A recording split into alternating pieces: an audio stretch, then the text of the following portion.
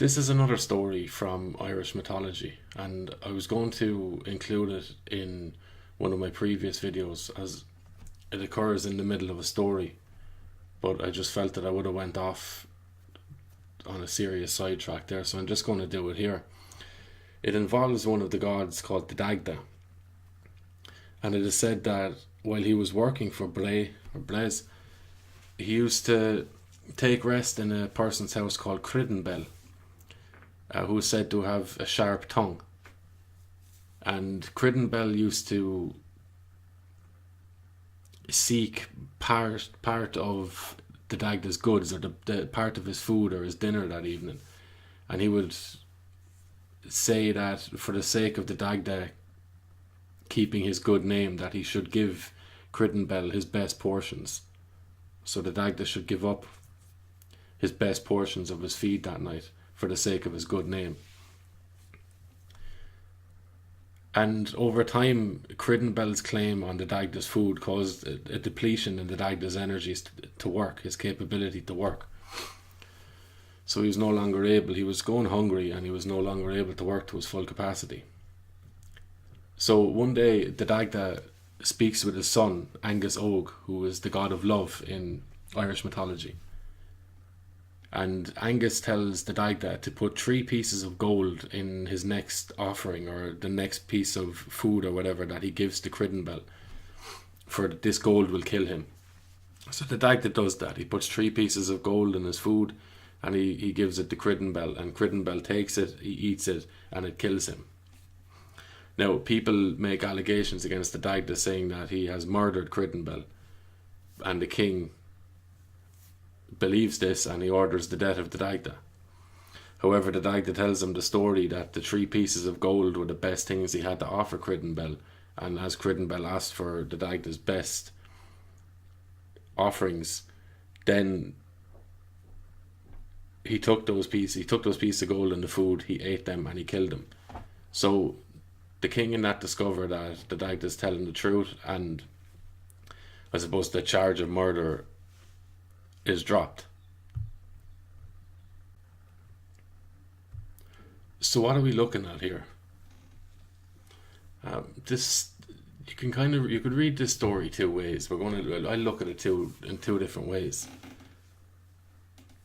We'll first look at it from the Dagda's perspective, and then after that we'll look at it from Criddenbell's perspective. So from the Dagda's perspective, you can view Criddenbell as symbolizing people who make demands of you, and with his sharp tongue as well, and declaring that you need to do this to keep your good name, so people that make some sort of moral demand upon you, by saying, appealing to our innate desire to be seen and viewed as a good person. People will make demands on us through that gate, through that door, like, if you don't believe this, if you don't do this, if you don't support this, then there's something wrong with you, then you're a bad person. So we can give into that continuously, and possibly forever, all of our lives.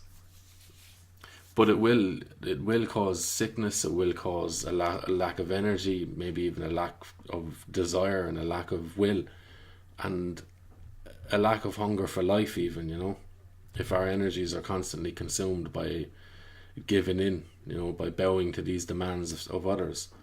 And that was evident in the story, and of course the solution then came from Angus, who, as I said, is the god of love, and in this case you can see him as the god of self-love, and he tells the Dagda what to do in order to get rid of, or to overcome, this demand on his energy, or on his good name, this attack on his good name. So the Dagda, he offers his 3 best portions again, which are the gold, and as gold is known for its purity and its sort of indestructible or indissoluble nature, it tends not to deteriorate, or it tends to retain its purity. So you can equate that with truth, which is viewed to be everlasting and universal.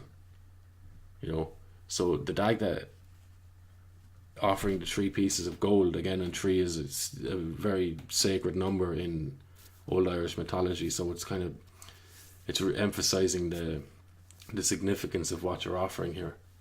So by offering our truth or their truth to someone who's making moral demands on us or is seeking to take our energies, that may have the result of killing that person or injuring that person. If you view the killing of Cridden Bell as a metaphor for injuring them or for offending them, offending the other person. So in response to our energies being demanded and moral claims being made against us, a way of alleviating that or overcoming that is to speak the truth. And again, the Dagda was ultimately judged not to have committed murder, as he offered his best, which was the gold, and the other person took that. So speaking the truth and injuring someone or offending someone is seen as not an offence. There's no guilt involved on the part of the person who speaks the truth.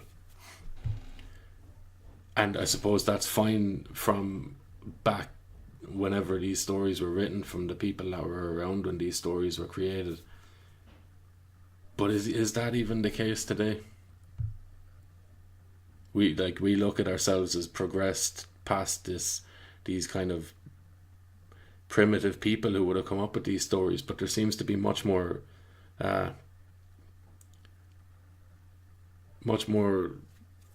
morality, much more I suppose moral weight in these stories and integrity than there is today.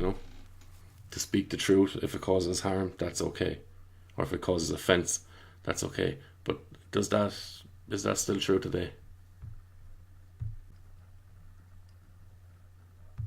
Now, if we switch it around and we look at things through the perspective of Cridden Bell,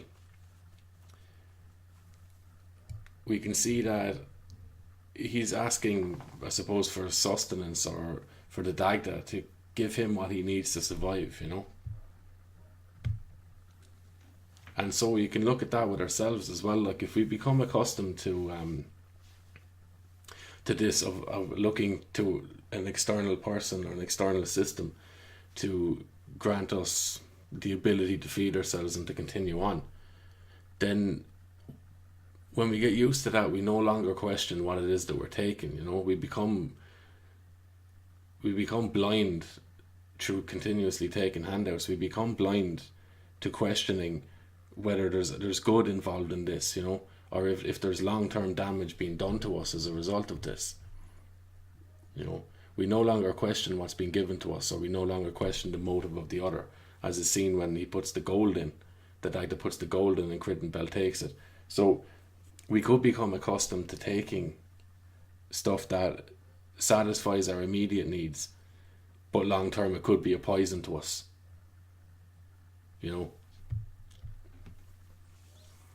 And again, when the judgment was given, the Dagda declared that he spoke the truth. He gave what he had that was best at that time to give, and he was subsequently found not guilty as a result of it. So, if, again, from the perspective of Cridden Bell, if we're looking at ourselves as being Cridden Bell, if we are to buy into or accept someone's idea or someone's perspective or their views or their beliefs, even if they are said to be coming from a good place and they end up damaging us, then that is our fault.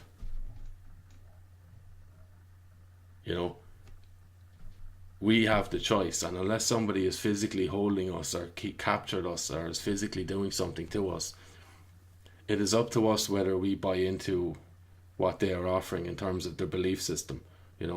So, and also, as the Dagda was found not guilty, if there is a system or a group that are selling some sort of utopian way of organising the system that will benefit us, if that crashes and burns, or if it long term, if that's poisonous to people and we accept that, it is us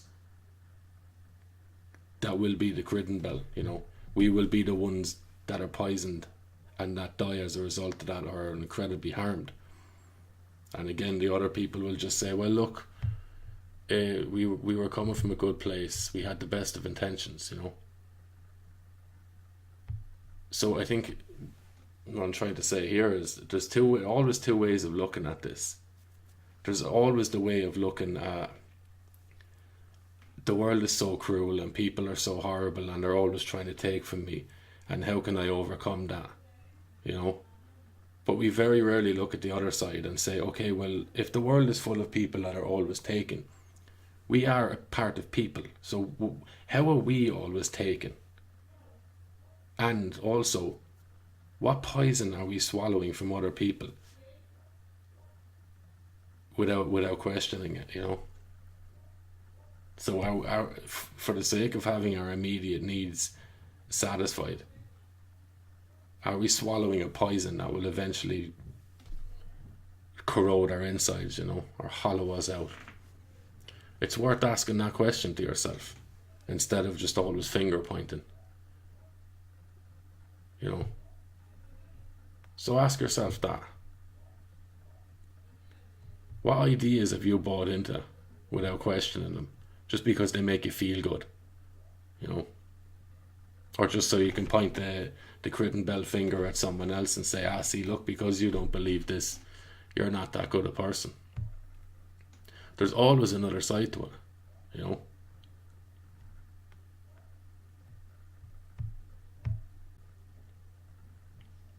And ultimately, it's always a case of,